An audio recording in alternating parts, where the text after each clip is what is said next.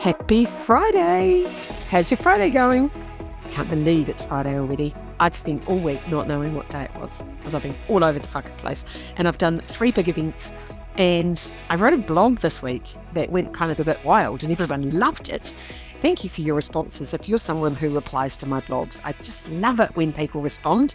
Makes me very happy. Anyway, wrote a blog about how to play the game of life. And then I happened to speak at a couple of events where the same topic came up because it's kind of right in my, is in my thing at the moment. And I think that life is a game, and I think we just hear the whole point. I believe, this is my personal belief, I believe you're in life to learn some stuff, experience some stuff, and, follow your gut, follow your instincts, do some healing, and then die. That's it. So you're just here to really have an experience and have some fun and live your life. And I love the concept that you're the only you. You are the only you in the fucking world. Like, that alone just blows my mind. Like, I just love it because I'm like, you're so rare and so special. And not enough people have been told they are rare and special and the only one of them, the only one. You're it. You're so rare and so special and so precious. And you're the only version of you. And I think we spend a lot of our lives either being told we can't be ourselves and that you're too much, or you shouldn't do this, or you should do this, or, we get these well-meaning parents, and they're well-meaning, who want to squash and mash you into their version of what they want their son or daughter to be, and they want to squash and mash you in, and then you get a society that says, oh, you can't do that because, you're clever, so you have to be a clever person, and you have to go to university because you can't possibly sit at home and paint pictures all day if you're clever, because that would be a waste of your brain. And it's like a fucking waste of whose brain for what, So we all get told these random things about ourselves, and society tells us, and I love the idea of who were you before the world told you who to be? Who were you? Who were you, as if we stripped away all of your meat sack and all of your bullshit layers, the onion layers, the layers and layers and layers of shit that you've been coated in from every person you've ever met that's told you something about yourself that you've taken on. If all that got stripped away, who would you be? Who are you at your rawest self? Like, in your rawest self, who are you? So my answer is I am creative, powerful, and authentic. And it's like, I can't not be those things. I can't not be creative. That doesn't mean painting a picture, or it can do, but it can mean just thinking at things creatively, thinking at things interestingly, bending your brain into different ways of doing things. I love that. I love doing different things.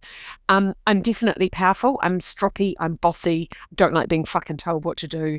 I've been around a long time in the soul world, and I'm not here to fucking tickle spiders, as my friend Chris said to me today. So it's like, not interested in that. And I also love the idea of being really authentic. And by what I mean by authentic is being the real deal. And it's like, the real what? I'm just the real me. That's the only thing I know how to do. And getting good at being you, I reckon, is your job. So in this blog, there were 8 rules, and you can find it on my website, or you can find it on social media, on Instagram or Facebook, or wherever you like to hang out. But there's 8 different things, I reckon, that are kind of the rules of playing the game of life. And there's 3 that I think are super important.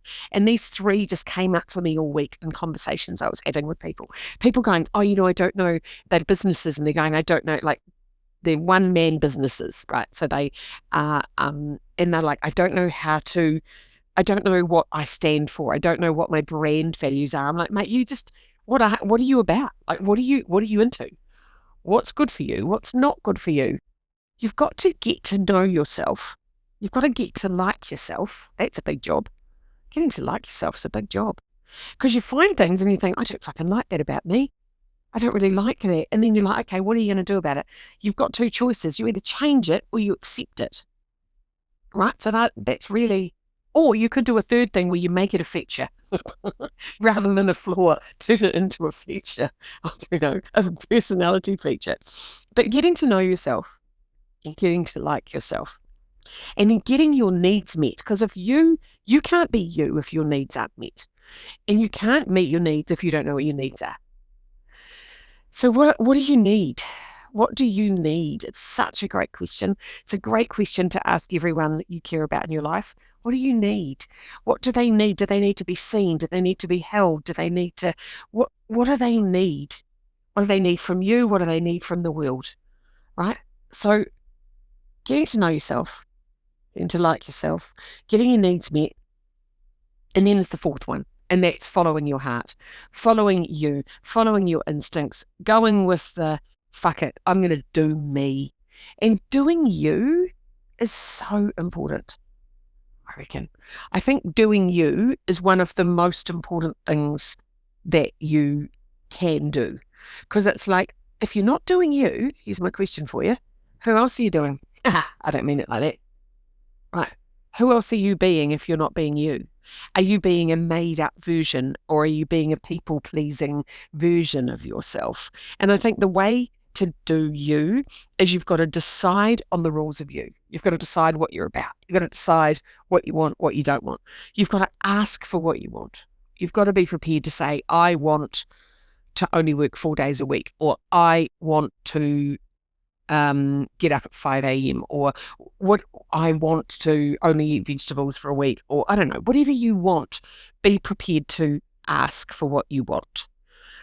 You've got to speak your truth. And the amount of people I see who are just muffled, homogenized versions of themselves because they're like, oh yeah, I don't mind. What do you mean you don't fucking mind? Like, you need to mind. So speaking your truth is something that I strongly suggest, especially women, try. But if you're not a natural, regardless of gender, if you're not someone who speaks up, start speaking your truth. Just say something, and then allow yourself space in your diary, space in your life for yourself. Because when you have space and you give yourself space, whether that's you give yourself a room of space, whether you give yourself a weekend away, whether you give yourself space in the mornings or space in the evenings, you get to spend time with yourself and you get to really connect with yourself. And when you're constantly around everyone, you don't get to do that. So hanging out with me is one of my favorite things to do. I love hanging out with me, and I'm really comfortable hanging out with me. And the older I get, the more I want to hang out with me. And, I love hanging out with me. We've got the same interests and we like the same foods, and I'm a great person for me to hang out with because I've got a lot in common with me, strangely enough. Now, celebration's really important too. So part of being you is celebrating your achievements and going, yes, I'm proud of myself, and saying out loud, guess what I did this week? I'm really proud of myself. I did this, or I'm really proud of myself because I didn't do that. Or what did you do or not do? Or what are you proud of yourself? What's the celebration that's about doing you? And then choosing the people. Choice is a really big part of this. So choosing the people in your life that really count, the people that light you up, the people that are good to you, that you enjoy being with, that you feel good, and trust your body. When your body goes, fuck no, get out of here, then get out of there. Right? Because your nervous system will give you clues all the time. You'll feel jittery around some people. Other people, I always say, listen to your bum, right? Listen to your bum. If your bum is relaxed, you feel good.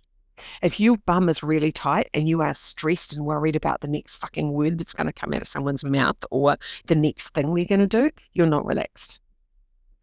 And creating what you want and managing your time. Managing your time is really important because your time's the only thing that's not renewable. And so I'm like, I've always been in a rush and I've always been pretty hasty because I'm like super aware that life is really short. And I don't know how I've managed to be on the planet nearly 55 years. It's like, how did that even happen? And I'm like, come on, let's go. I'm going to be here for a while and I'll get, don't you worry about that. But I'm like, right, let's go. Get your life in order. Decide what you want to do with your time. What's important to you? What are the things that really matter to you? Right? Does living in a clean house matter to you or not?